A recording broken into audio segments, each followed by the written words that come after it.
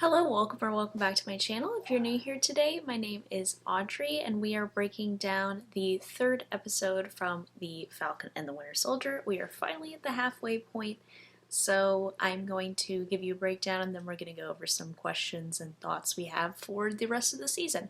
If you're new here, I would love for you to subscribe and stick around as I'm doing videos every week for the Falcon and Winter Soldier as well as for all the Marvel shows this year. I also do other vlogs, DC videos, other film videos, beauty videos, not in a while, but on this channel as well. So I'd appreciate if you check it out and give this video a thumbs up if you like it while you're watching. We're going to go ahead and get started with the breakdown. So I did not take as many notes as I did for the previous episode, so we don't have too much to talk about in the breakdown. So the episode starts with a global repatriation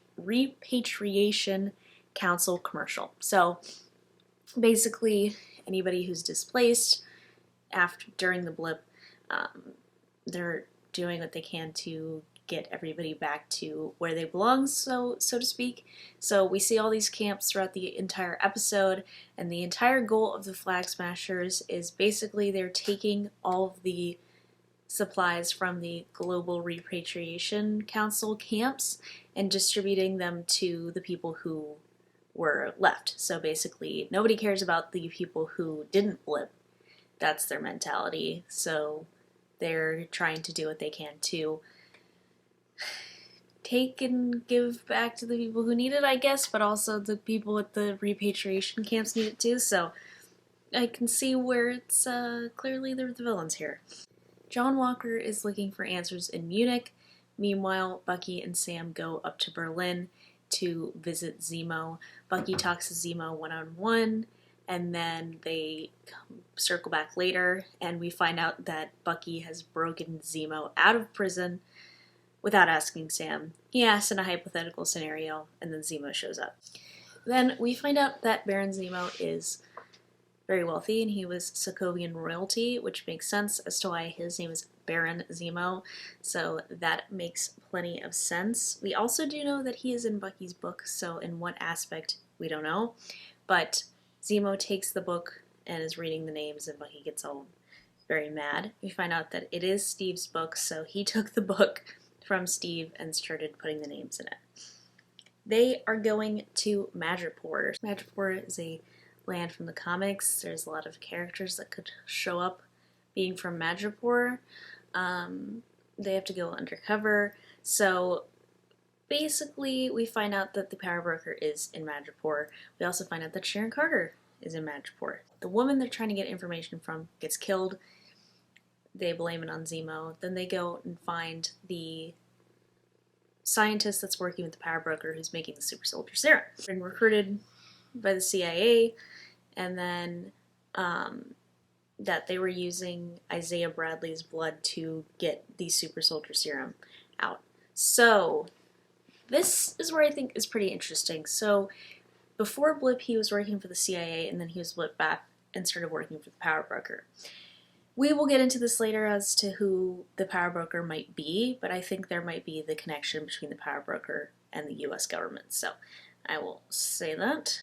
Then we find out this whole thing, Sharon Carter is hiding out in Madripoor since she was on the run, and she's selling illegal art, so she's having a little time for herself there, but she can't return to the US because she will be imprisoned, so she works with them in Madripoor as Sam promises her that he will get her a pardon.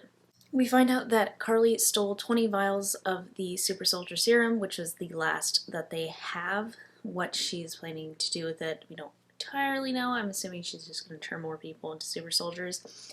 However, I guess her plan was to save that woman that was dying, but did not get there in time. Yeah, it's pretty much stated too that Bucky plans to take the shield. He says that verbatim, that he will take it.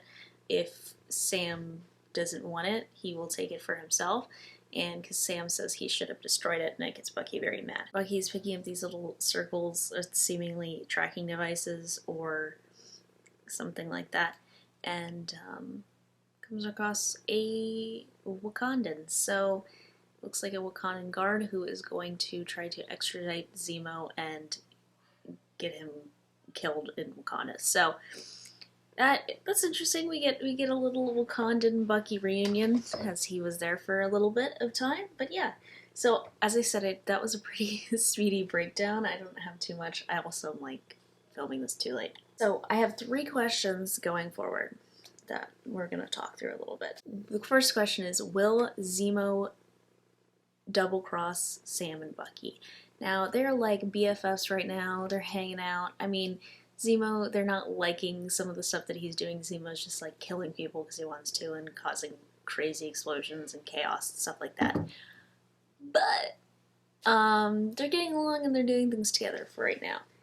But they're gonna try to put Zemo back in jail, and Zemo is not gonna go back to jail. So at some point, somebody's gonna double cross somebody, and we'll see what happens in terms of who does what. But seemingly, I'm gonna assume that Zemo is gonna double cross them at some point, because his own gain is more important. So that's kind of the way the Zemo is, and he's gonna do whatever it takes to get rid of these super soldiers. So I don't think people are gonna like his. I don't think Sam and Bucky are gonna like his methods. So yeah. Also, they could probably get in a lot of trouble for breaking out a murderer from jail. So we'll see how that goes in the next episodes. Next question being, who is the power broker? Now, there are a lot of theories going around in the comics. It's like different characters. A version of the power broker did show up in Jessica Jones season 2, but that stuff is safe to assume that's pretty much retcon, so it doesn't really matter. It could be a completely different character. I think that's kind of likely, since it's a character who's in Madripoor that we haven't seen. Like, we've not seen this land before, and where would they have gone? If they had been in this other country this whole time, like, we wouldn't know who they were, sort of thing. So it's possible that it could be the real Mandarin. As we know, like, Madripoor could show up in Shang-Chi, so it's quite possible that it is the real Mandarin who is the power broker. But I don't really see the reason as to why he would need to be power broking people. I mean, if they could make it in the aspect, though, like, the things that would add up is that in the comics the power broker is then makes people fight for him, which could be a nod at Shang-Chi, like, because I know there's going to be, like, tournaments and fighting, so, fighting tournaments that the Mandarin is going to be kind of in control of. So it's possible that it is the Mandarin. It's also possible that it is, I think the other, if it's not somebody else, I think the other most likely option is that it's Thaddeus Thunderbolt Ross. Now, how is the scientist who was working for the CIA suddenly blips back and is now working for the power broker in Madripoor? How did he know who the power broker was? If he is working for the CIA, he would know who Thaddeus Ross is. I mean, everyone does. He's the Secretary of State. But who's to know what really happened in that time? So we don't know what happened to Thaddeus Ross yet, but it's possible that it could be him. We also know he's a very important aspect of the Thunderbolts, which they've been setting up for a while now, so we will see if maybe that's the connection there.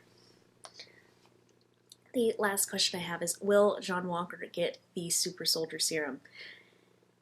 I think he could probably he might steal a vial and then take it, and then he will become even worse. We already kind of see that he's not following sovereignty of borders. He has unconventional methods to try to get what he wants. Unlike the other Captain America, he's not like the Star Spangled Boy. So, yeah, I mean, I think he might take it, and he might go a little off the deep end. So we'll see.